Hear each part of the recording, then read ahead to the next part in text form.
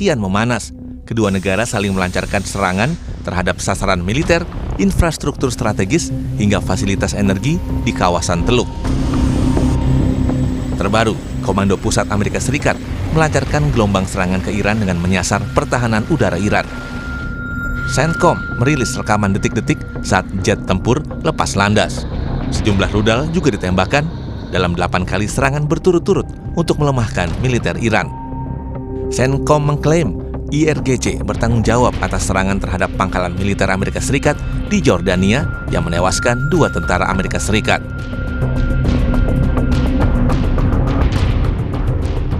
Di sisi lain, militer Iran merilis rekaman video yang memperlihatkan peluncuran rudal sebagai tanggapan atas penerobosan wilayah udara Iran oleh Amerika Serikat. Salah satu yang diserang adalah pangkalan militer AS di Arab Saudi. Operasi itu disebut menjadi serangan langsung pertama Teheran ke wilayah Arab Saudi dalam hampir 4 bulan terakhir. Iran menargetkan pangkalan militer AS dengan rudal balistik. Sementara pemimpin tertinggi Iran, Mojtaba Khamenei, mengancam akan memberi pelajaran tak terlupakan pada Amerika Serikat. Iran menuding AS kali ini melanggar nota kesepahaman. Khamenei memperingatkan jika Washington terus meningkatkan konflik, Amerika Serikat akan dapat pelajaran yang tak terlupakan dari Iran. همزمان با این حماسه نقض عهدهای مکرر شیطان بزرگ نسبت به تفاهمنامه امضا شده بین رئیس جمهوران ایران و آمریکا بار دیگر این حقیقت را به همگان ثابت کرد که امضای رئیس جمهور آمریکا چقدر بی ارزش و نامعتبر است و زورگویی، تمامیت خواهی و وحشیگری اجزاء لاینفک مرام و مسلک آمریکایی می باشد. Pengamat militer dan pertahanan Universitas Indonesia, Stanislaus Rianta, bilang ancaman yang dikeluarkan Mojtaba Khamenei merupakan peringatan yang cukup serius dan perlu dikhawatirkan Amerika Serikat. Pasalnya, ketika Iran benar-benar marah dan melancarkan serangan ke wilayah vital Amerika Serikat, maka akan memicu serangan balasan yang besar dan akan berdampak pada dunia. Kekhawatiran saya adalah ketika nanti Iran benar-benar marah dan dia melancarkan serangan dan terjadi serangan yang cukup vital. Misal, kapal induk AS yang berada di sekitar Selat Hormuz itu nanti diserang oleh rudal. Ini akan memicu serangan balasan yang cukup besar. Misalnya nanti AS melakukan serangan darat atau penerjemahan lintas udara. Ini yang berbahaya. Yang kedua, sebenarnya ini ada ancaman serius lagi adalah di Eropa ini akan memasuki musim dingin. Sementara pasukan gasnya itu sebagian besar dari Qatar yang menggunakan kapal di Selat Hormuz. Nah, ketika perang ini terus nanti terjadi, maka nanti akan krisis energi di Eropa. Ini cukup berbahaya juga. Sementara peneliti senior Indo-Pacific Strategic Intelligence, Aisyah Kusumasomantri, menilai eskalasi antara Amerika Serikat dan Iran kian memanas. Pasalnya, MOU yang ditandatangani pada 19 Juni lalu secara operasional telah hilang karena kedua belah pihak sudah melupakan klausul mengenai penghentian segala bentuk kekerasan di Timur Tengah. Aisyah menambahkan, kedua belah pihak juga tidak mau menjadi pihak yang kalah, sehingga Amerika dan Iran terus saling melancarkan serangan. Di sini kita lihat gamenya kembali menjadi sebuah chicken game theory. Dalam artian kedua belah pihak ini tidak mau sebenarnya ya menjadi pihak yang kalah. Jadi mereka ini takut sebenarnya untuk bisa menuruti MOU. Karena apa? Karena kalau mereka menuruti MOU dengan cara misalnya melakukan deeskalasi sementara pihak yang satunya itu terus menyerang, maka mereka akan ada dalam posisi yang merugikan. Oleh karena itu, meskipun yang paling menguntungkan itu adalah sama-sama stand down, di sini kita lihat bahwa keduanya itu sama-sama melakukan ya eskalasi atau menaikkan tensi dari peperangan ini. Dan ini yang sebenarnya kita khawatirkan ya, bahwa MOU-nya sebenarnya ke depannya ini menjadi gagal. Konflik yang telah berlangsung sejak akhir Februari itu kini semakin mengancam stabilitas kawasan karena perebutan kendali atas Selat Hormuz yang merupakan jalur pelayaran yang menjadi urat nadi distribusi minyak dunia.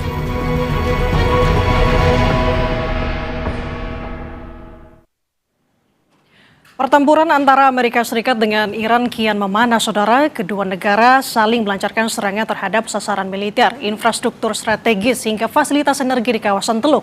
Lantas siapa yang diuntungkan dalam pertempuran kedua negara ini? Pagi ini, saudara, akan kita bahas bersama dengan dosen Ilmu Hubungan Internasional Universitas 11 Maret Surakarta, Septianto Galan Prakoso, dan juga pengamat Timur Tengah, Hasibullah Satrawi. Selamat pagi, Mas Has. Selamat pagi, Mas Galan. Apa kabar? Selamat pagi, Mbak Nanda, Mas Has. Kabar baik. sama-sama. Alhamdulillah. Saya mau ke Mas Galan lebih dulu. Mas Galan, kalau melihat kondisi saat ini antara Iran dan Amerika Serikat kan saling melancarkan serangan, kembali melancarkan serangan. Sasarannya adalah fasilitas atau sasaran militer, infrastruktur strategis, sampai dengan fasilitas energi di kawasan Teluk. Pertanyaannya, apa sih yang menjadi pemicu kedua negara ini terus saling melancarkan serangan, Mas Galan? Apa ada provokasi sebenarnya yang Anda lihat dari pihak lain yang tidak mau Amerika Serikat dan Iran ini untuk berdamai? Iya, pertanyaan tersebut sebenarnya juga memang menjadi rasa penasaran dari sebagian besar ini ya, pengamat atau mungkin orang yang mengikuti perang dan konflik Timur Tengah saat ini, karena memang kita selalu melihat bahwa ada satu pihak yang sangat ingin perang ini berlanjut sampai kepentingan mereka terpenuhi, sampai objektif mereka terpenuhi atau tercapai. Dalam hal ini kita lihat Israel begitu.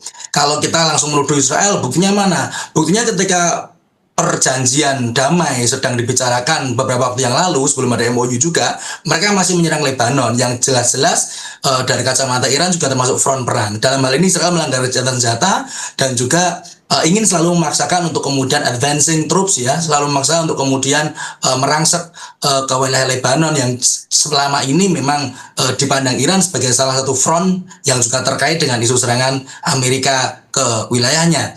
Namun demikian kalau kita hanya melihat dari segi pihak ketiga dalam hal ini Israel, saya kira juga mungkin kurang komprehensif, karena kita juga perlu memperhatikan, tadi sudah disampaikan juga dari Montasir dan juga analisis sebelumnya, ada chicken game yang terjadi di antara dua belah pihak ini, dan kelihatannya juga karena dua belah pihak ini belum menemui adanya mutually hurting stalemate. Jadi belum ketemu jalan buntu yang betul-betul merugikan dua belah pihak. Mereka masih merasa sama-sama bisa melakukan coercive diplomasi, masih merasa sama-sama melakukan pemaksaan untuk kemudian menyerang pihak lawan, untuk kemudian memaksa supaya terms, supaya perjanjian yang kemudian nantinya bisa disepakati itu menguntungkan pihak mereka. Dan juga mungkin tambahan sedikit ya, hal-hal yang tadi juga menjadi faktor X seperti musim dingin yang sebentar lagi akan ada di Eropa, yang kemudian juga membutuhkan pasokan gas yang banyak, energi yang juga besar, kemudian juga faktor yang kita tidak juga boleh lupa ketika perang-perang yang lain juga sebenarnya seakan tersilap dari hal ini, dalam hal ini krisis Ukraina sama Rusia ya, itu juga menjadi satu konteks yang sekiranya menjadi faktor tambahan yang mungkin malah justru bisa memicu intensivitas atau apa istilahnya peningkatan serangan atau eskalasi kembali dari konflik Iran dan Amerika ini. Seperti itu Mbak Nanda. Oke, tapi kalau dari Mas Has sendiri melihat eskalasinya seperti apa Mas? Untuk yang terbaru ya, khususnya Amerika Serikat dan Iran saat ini yang kembali memanas, apakah dari Mas Has melihat mungkin ini akan menjadi perang yang lebih luas lagi? Baik, terima kasih Mbak Nanda. Selamat pagi pemirsa Kompas TV dimanapun berada. Yang pertama saya ingin update dari yang terbaru. Kalau dalam catatan saya, hari ini kita berada di hari ke-33 dari penandatanganan kesepahaman antara Iran dengan Amerika pada tanggal 18 Juni kemarin, atau di hari ke-143 dari 28 Februari di mana perang awal dimulai. Untuk memudahkan kepada pemirsa, izinkan saya menggunakan kayak semacam analogi penulisan buku. Jadi kalau kita perang ini kita anggap seperti orang menulis buku, saya secara pribadi cenderung membedakan di antara bab pertama dengan bab kedua. Bab pertama itu telah dilakukan, telah selesai ditulis dari tanggal 28 Februari sampai kurang lebih tanggal 8 Juli kemarin. Kenapa saya sebut sebagai tanggal 8 Juli? Karena sekali lagi kita melihat dari tanggal 9 Juli sampai hari ini, itu ada perbedaan perang atau saya sebut sebagai permulaan bab kedua. Di mana perang kemudian kembali intensif, bahkan ini sudah masuk ke hari ke-9 Amerika melakukan serangan yang bertubi-tubi. Saya dalam catatan harian saya di sosmed mencatatnya hari ini sebagai hari ke-10. Karena saya mengkategorikan awal daripada bab kedua ini adalah dimulai ketika Trump mengatakan secara terbuka dalam KTT NATO bahwa gencatan senjata dengan Iran telah berakhir. Dan itu kurang lebih di tanggal 8 atau 9 Juli. Dan memang setelah itu langsung dimulai dengan serangan susul-menyusul tanpa henti. Nah, oleh karena itu, karena ini adalah bab kedua, memang secara umum temanya sama, tapi sebenarnya secara akademis ada perbedaan-perbedaan yang sangat spesifik, yang sangat berbeda di antara bab pertama dengan bab kedua. Apa di antaranya yang berbeda? Di antara yang berbeda adalah menurut saya yang paling menonjol soal keterlibatan Israel. Kalau dalam bab pertama, Israel adalah menjadi kayak semacam orang, saya menyebutnya sebagai penggoda perang Netanyahu. Karena memang dia yang menggoda lebih dahulu dan Amerika kerepotan untuk membenarkan bahwa ini keputusannya daripada keputusan Israel. Tapi yang hari ini dari tanggal 9 Juli ini Israel nyaris tidak terlibat. Dalam pengertian di depan layar ya. Bahkan di hari ke-9 ini Iran tidak menargetkan satu peluru pun ke Israel. Bahkan yang terbaru kemarin Iran itu menargetkan ke daerah Aqabah di Yordania yang itu hanya beberapa kilo katanya untuk mencapai ke Israel, ke daerah Yemen di Israel. Tapi juga tidak diarahkan ke sana. Jadi bagi saya ini adalah sebuah pembeda daripada perang yang terjadi sekarang yang saya sebut sebagai di bab kedua. Dan yang kedua, pembeda yang kedua, memang ini persoalannya terkait dengan pertanyaan Mbak Nanda tadi. Persoalannya adalah di atas muka, ini berkaitan dengan katakanlah Selat Hormuz, atau lebih pasnya pemberlakuan kesepahaman yang terdiri dari 14 poin itu. Di mana terutama pasal 5, itu kemudian jelas memberikan wewenang kalau bagi Iran bahwa berdasarkan pasal itu, Iran berwenang untuk mengatur lalu lintas Hormuz.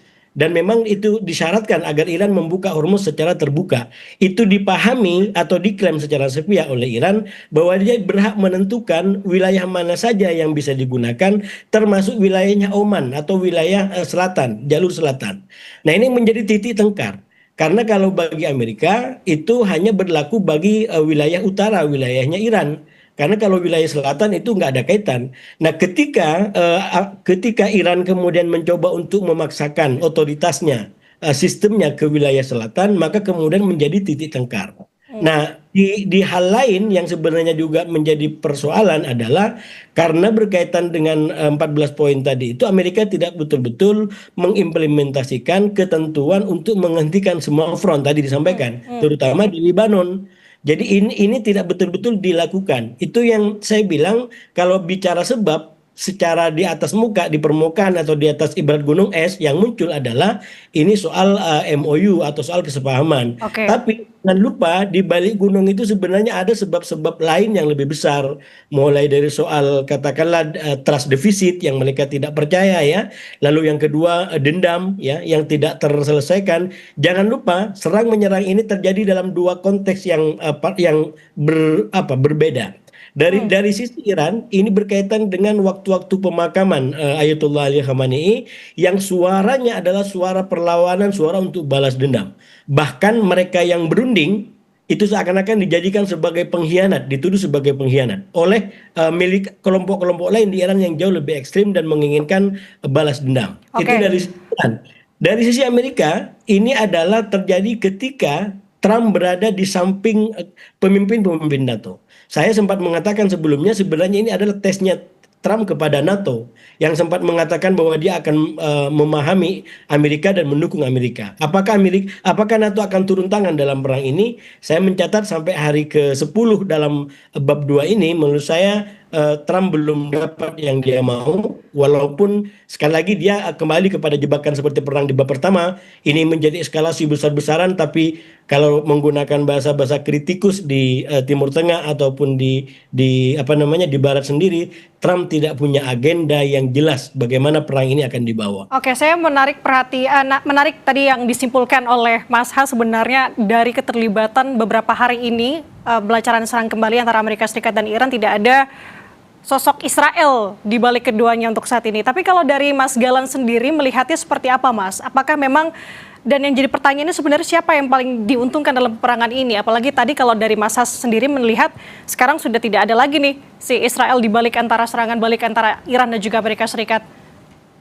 Ya, betul. Jadi sebenarnya memang kalau kita melihat, karena meskipun itu juga bisa menjadi faktor di balik gunung es tadi, kalau mengambil istilah dari Mas Yas barusan, memang secara di permukaan kita tidak akan melihat keterlibatan aktif, karena mereka sudah sangat diantagonisasi begitu, dan Netanyahu sendiri juga melihat ini tidak akan menguntungkan Israel jika dia langsung mengkonfrontasi seperti itu. Namun demikian, kita juga tidak boleh lupa ketika kita berbicara kenapa kemudian saling serang ini terus berlanjut dan konteksnya semakin mengerucut kepada mungkin personal gitu ya, pernyataan-pernyataan yang Trump akan meluncurkan ribuan misil, kemudian Mustafa Khomeini juga menyatakan akan balas dendam kematian ayahnya dan lain sebagainya. Isu-isu yang kemudian semakin spesifik seperti ini justru malah kemudian bisa mengaburkan apa yang agenda sebenarnya dari perang ini. Kalau prioritas Amerika dari pernyataan yang paling anyar itu, yang paling baru, yang paling keras begitu adalah mereka akan memfokuskan untuk mengamankan suplai minyak, pasti begitu kan?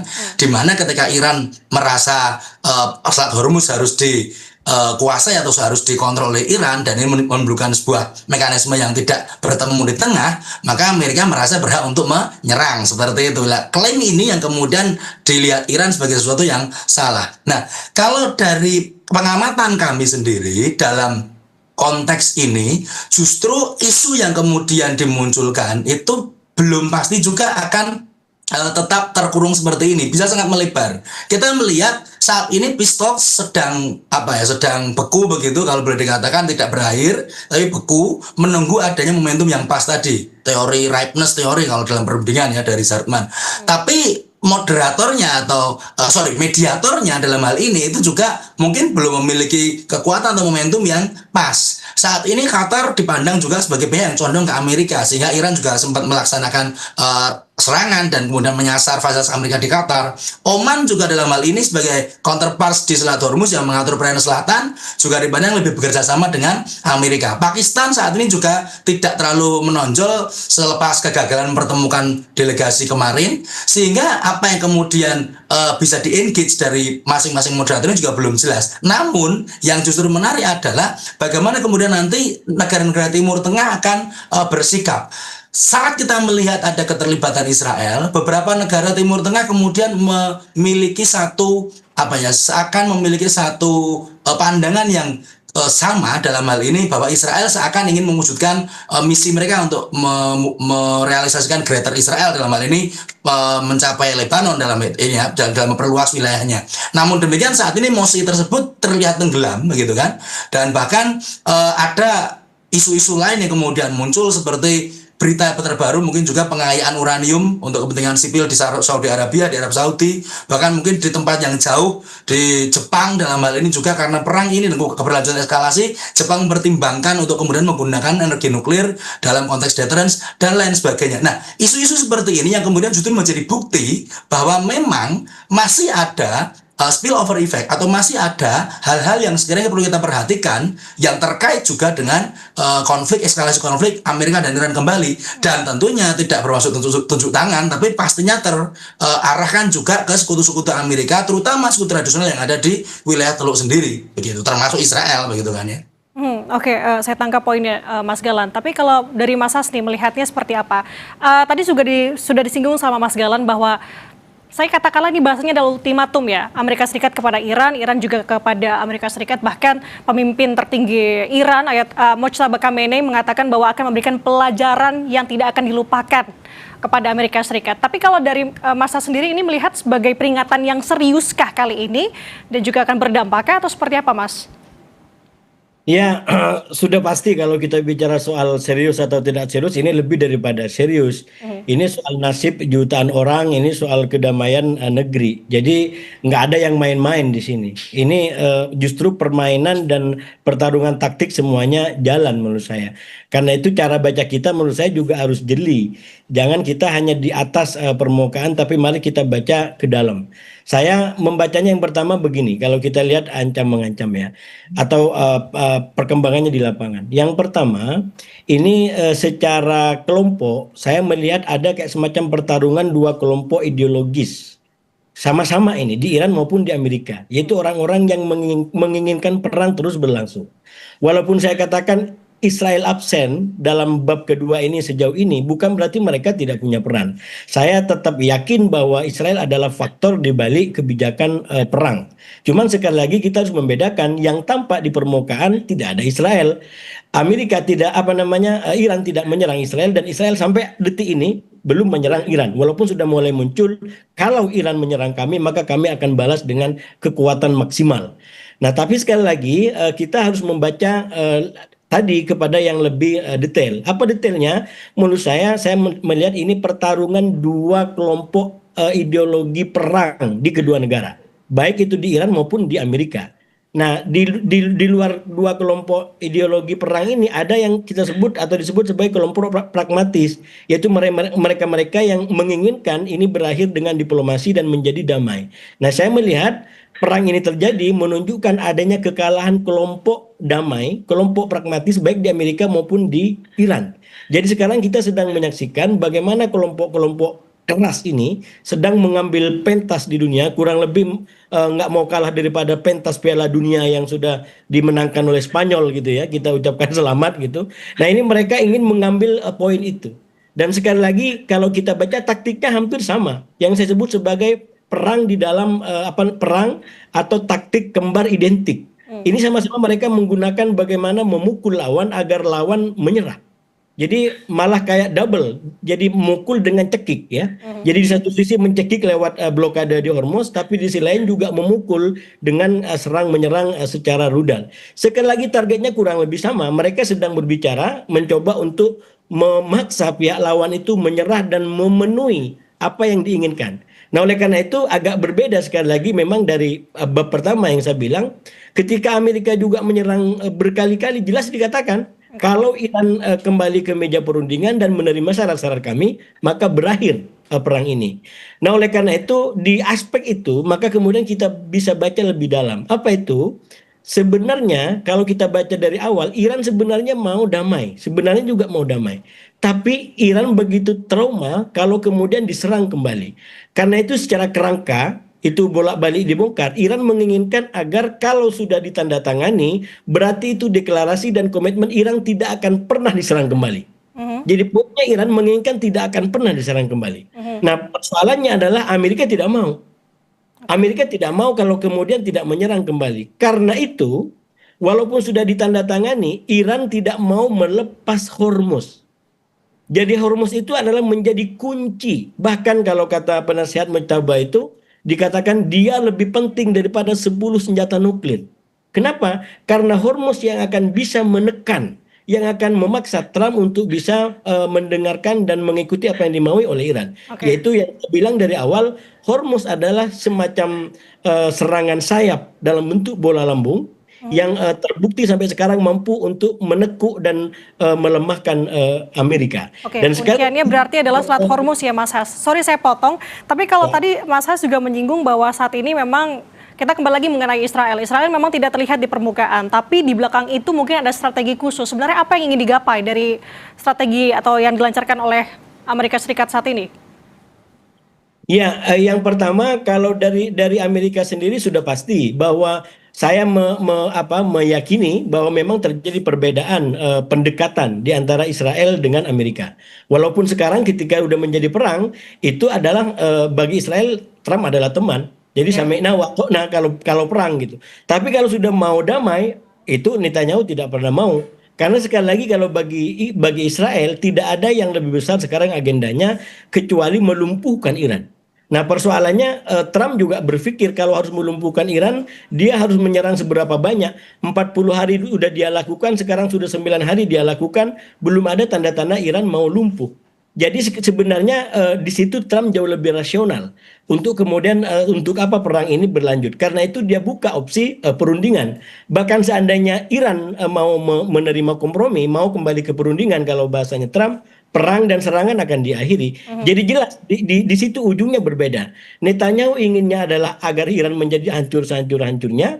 Kalau bagi Trump agar Iran kompromi dan mengikuti apa yang juga menjadi kepentingan daripada Amerika. Itu kalau sisi Amerika. Dari sisi Iran, saya melihat kenapa dia tidak menyerang. Saya menduga juga karena ada kalkulasi. Jadi itu kita tidak bisa menafikan Iran juga melakukan kalkulasi. Kalau dia melakukan serangan ke Israel, maka sudah pasti perang 40 hari akan terulang. Ada perbedaan ideologi di sini berarti ya Mas Has ya.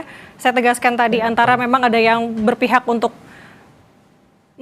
membuat damai, ada yang tidak mendukung ada perdamaian itu terjadi. Kalau dari Mas Galan, kita ke Mas Galan dulu. Melihat kondisi ini apakah memang sependapat dengan Mas Has? Di mana perang ini lebih didorong oleh kepentingan keamanan atau ekonomi dari sudut pandang Anda? Atau justru politik? Ya, saya sependapat dengan Mas Has, dan ini perang ini juga tiga-tiganya, Mbak. Jadi keamanan, Oke. ekonomi, politik juga. Karena kita tidak boleh lupa, khususnya dalam sektor politik ya, lobby-lobby dari Israel ke Amerika Serikat, terutama yang paling terkenal, terkemuka lah, semua orang tahu itu kan ada AIPAC ya, Amerika Israel Public Affairs Committee.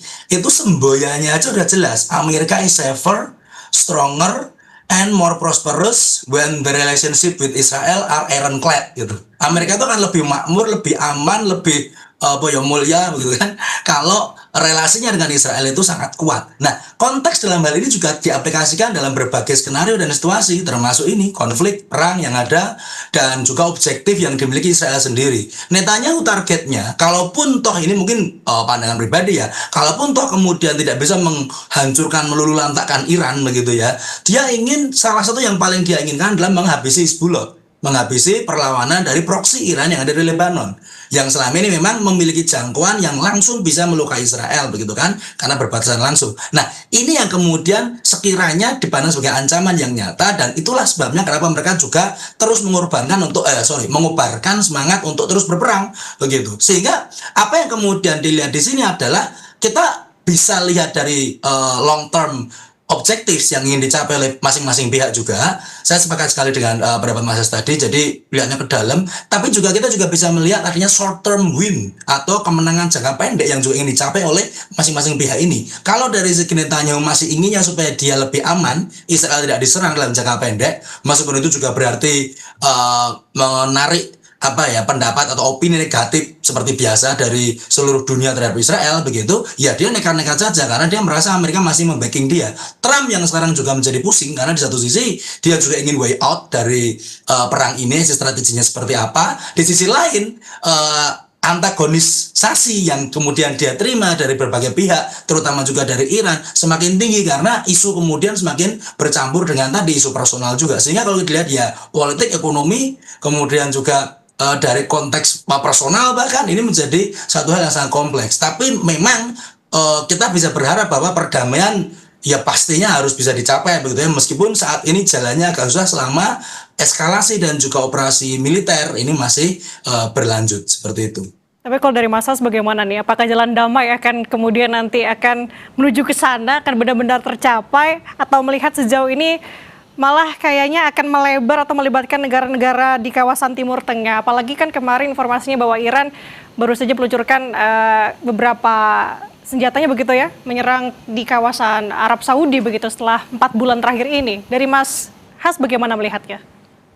Ya, sebenarnya kalau kita baca dari titik deadlocknya, yaitu tentang bagaimana Iran ingin tidak diserang kembali, dan satu-satunya yang bisa dijadikan pengaman bagi Iran adalah Hormuz, maka kita akan terus melihat mungkin kemungkinan deadlock yang diperpanjang. Karena sekali lagi sederhana, kalau seandainya Amerika, Israel mau menerima Iran apa adanya, saya sebut sebagai faktor baru di Timur Tengah. Walaupun sekali lagi dia kenyataannya punya senjata, tapi senjatanya kita lihat sejauh ini tidak digunakan secara ofensif sebagaimana diperlihatkan oleh Iran dan Israel, oleh Amerika dan Israel. Kalau realitas itu diterima, maka menurut saya perdamaian akan lebih mudah. Kenapa?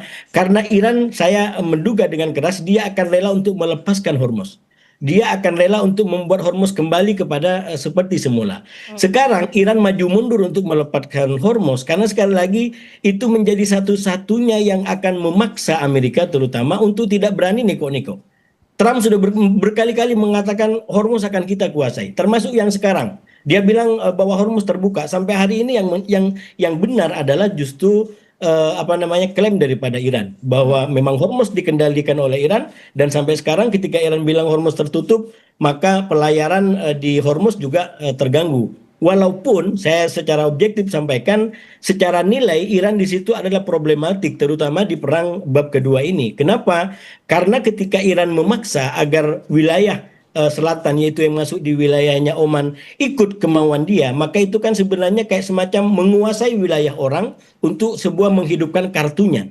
Jadi kurang lebih agak sama dengan Trump ingin menguasai Greenland, karena itu akan menjadi sebuah kartu bagi dia. Saya bicara objektif sebagai sebuah nilai bahwa Iran di bagian Hormuz itu saya terus terang melihat tidak terlalu kuat, minimal kalau dibandingkan dengan bab pertama. Kalau bab pertama kan memang sepenuhnya dia adalah bertahan, dia diserang. sekarang tidak sepenuhnya bertahan. Ini ada pertarungan. Karena sekali lagi sempat ada jeda, minimal dalam catatan saya sekarang sudah 33 hari dari 18 Juni itu ditandatangani dan menjadi perang kembali gara-gara sengketa tafsir kalau dalam studi keislaman, studi keagamaan ya. Ada sengketa tafsir mengenai pemberlakuan pasal 5. Apakah itu kemudian berarti bahwa Iran berhak untuk mengatur wilayah lain termasuk wilayah Oman untuk ikut kemauan dia berdasarkan kesepahaman itu, atau justru tetap undang-undang laut berlaku bahwa yang menjadi wilayahnya orang lain itu adalah wilayahnya dia, walaupun sekali lagi kita nggak setuju misalkan orang-orang Arab Teluk berkong kali kong dengan Amerika, tapi sekali lagi itu wilayahnya dan kemandirian kedaulatan wilayah Teluk. Nggak bisa Iran kemudian mengatur silahkan Amerika harus hengkang dari Teluk. Itu bukan Iran. Walaupun sekali lagi saya tidak setuju, saya kritis kepada negara-negara Arab Teluk yang justru menghadirkan Amerika dalam konteks kepentingan keamanan. Tapi sekali lagi kita dalam konteks demokrasi paling tidak negara-negara punya kemerdekaan untuk menentukan bekerja sama dengan siapa dan negara lain harus menghormati kedaulatan negara lain juga. Oke, saya tutup dengan pertanyaan, berarti bagaimana caranya menuju ke jalan damai itu akan terjadi nantinya. Terima kasih Pengamat Timur Tengah Hasibullah Satrawi sudah membagi insight-nya bersama kami dan juga dosen ilmu hubungan internasional Universitas 11 Maret Surakarta, Septianto Galan Prakoso. Terima kasih Mas Gilan atas waktunya. Selamat beraktivitas, selamat pagi. Terima kasih. Masih Mbak Nanda, Mas, selamat pagi.